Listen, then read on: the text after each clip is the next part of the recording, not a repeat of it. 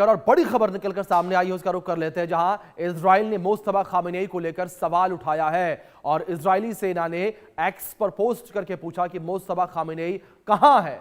IDF ने पूछा है ये, उनका चेहरा क्यों नहीं दिख रहा है। ये बड़ी अपडेट जो सामने आ रही है, क्या वो छिपाने की कोशिश कर रहे हैं, ये सवाल जो है पूछा गया। इजरायली सेना ने आगे कहा कि ईरान के लोगों को अपने नेता से ये जवाब मिलना चाहिए कि देश को मौजूदा हालात में क्यों पहुंचाया गया। ये बयान ऐसे समय में आया है कि जब मुस्तफा खामेनेई पर पहला संदेश ईरानी सरकारी मीडिया पर न्यूज एंकर ने पढ़कर सुनाया था और वो खुद कैमरे पर दिखाई नहीं दिए। ये बड़ी खबर जो फिलहाल निकलकर सामने आ रही है, मुस्तफा खामेनेई का ये जो संदेश है, वो संदेश जो है टीवी चैनल के एंकर ने पढ़ के सुनाया था और मुस्तफा खामेनेई जो है वो खुद कैमरे के सामने नहीं आए थे। ये बड़ी खबर है जो फिलहाल निकलकर सामने आ रही है। एक ये बड़ा सवाल यहाँ पर इजरायली सेना के द्वारा ये उठाया गया।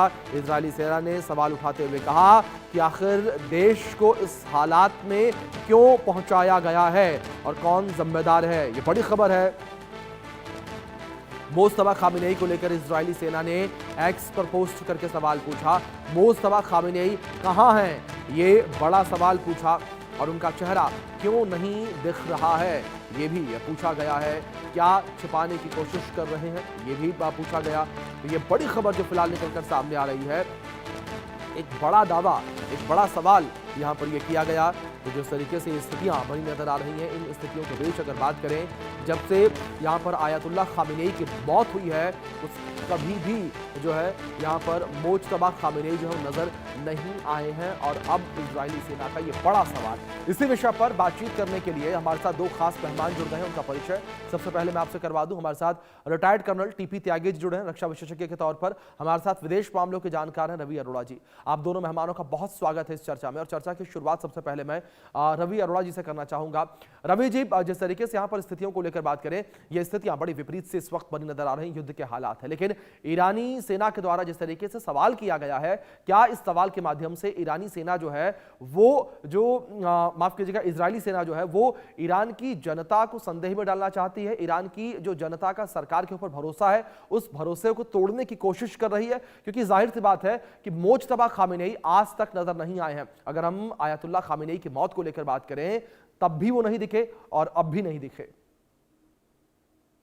जी बिल्कुल, निश्चित तौर पर खामनेई की मौत के बाद जिस प्रकार से उनको मार दिया गया, ऐसे में मुस्तफा खामनेई सामने नहीं आ रहे, क्योंकि कहीं ना कहीं वह ग्राउंड के पीछे से पूरा स्क्रिप्ट लिख रहे हैं और आईजीआरसी जिस प्रकार से हमले कर रही है, जिस प्रकार से ड्रोन से हमले किए जा रहे हैं और लगातार तो न सिर्फ इजराइल को बल्कि मिडिल ईस्ट के सभी देशों को जवाब दिया जा रहा है जहां भी मिलिट्री बेस अमेरिका के हैं।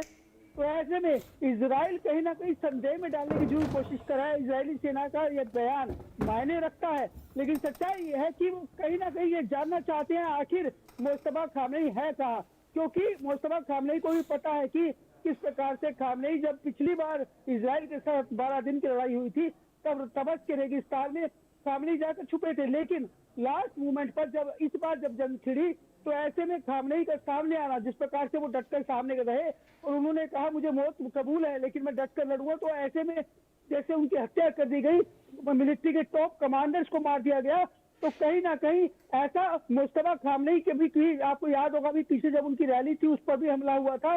तो ऐसे में मुस्तफा खामेनेई अभी अंडरग्राउंड है, वो सामने नहीं आ रहे क्योंकि कहीं ना कहीं उन्हें भी डर है कि उनकी हत्या हो सकती है, लेकिन इजराइल उकसाने की कोशिश कर रहा है। मुझे लगता है कि इजरायली सेना का यह बयान कहीं ना कहीं ईरान की जनता को भ्रम में डालने से ज्यादा कहीं ना कहीं उकसाने की भावना है ताकि मुस्तफा खामेनेई सामने आए। लेकिन सच्चाई यह है कि अब जो ईरान है बड़ा फूक फूक कर कदम रख रहा है और अभी जंग जिस प्रकार से तेजी से बढ़ रही है, 14 दिन बीत चुके हैं और ऐसे में लगातार जिस प्रकार से जवाब दिए जा रहे हैं और सबसे बड़ी बात सस्ते ड्रोन से जिस प्रकार से F-35 या B-2 बॉम्बर्स से जो जवाब देने की अमेरिका या इजराइल द्वारा कोशिश की जा रही है, मैं समझता हूँ बहुत मुश्किल में इस समय अमेरिका और इजराइल पहुंच चुके हैं। और खासकर जिस प्रकार से न सिर्फ जवाब थार जैसी अत्याधुनिक मशीनें जो इंटरसेप्टर मिसाइलें तो से वार तो किया जा सकता है, लेकिन सच्चाई यह है कि वह बहुत कॉस्टली है, उनकी लागत लाखों डॉलर में है, जबकि जो ड्रोन बनाए जा रहे हैं उनकी जो लागत है वो हजारों डॉलर में है। तो ऐसे में कहीं ना कहीं नुकसान भी बहुत ज्यादा अमेरिका और इजराइल को हो रहा है। और बिल्कुल रवि जी, जाहिर तौर पर जिस तरीके से आपने जिक्र किया, स्थितियां बड़ी विपरीत ये बनती नजर आ रही हैं और इन विपरीत स्थितियों के बीच ये बड़ा सवाल भी किया जा रहा है। आप दोनों से मैं रिक्वेस्ट करूंगा प्लीज आप बने रहें। एक बड़ी खबर भी निकलकर सामने आ रही है, उसका रुख कर लेते हैं, जहां ईरान में एक साथ कई जगहों पर हमला किया गया है। ईरान के तेहरान, इस्फहान, करज में धमाके हुए हैं और अहवाज और अबादान, तबरीज में भी धमाके की आवाज सुनाई दी है। यानी कि एक साथ कई धमाके, कई बड़े धमाके, और इन धमाकों की आवाज जो है सुनाई दी। ये बड़ी खबर निकलकर सामने आ रही है। लगातार हमले जो हैं वो जारी हैं और दोनों खास मेहमान भी लगातार बने हैं, उनका रुख करेंगे सीधे।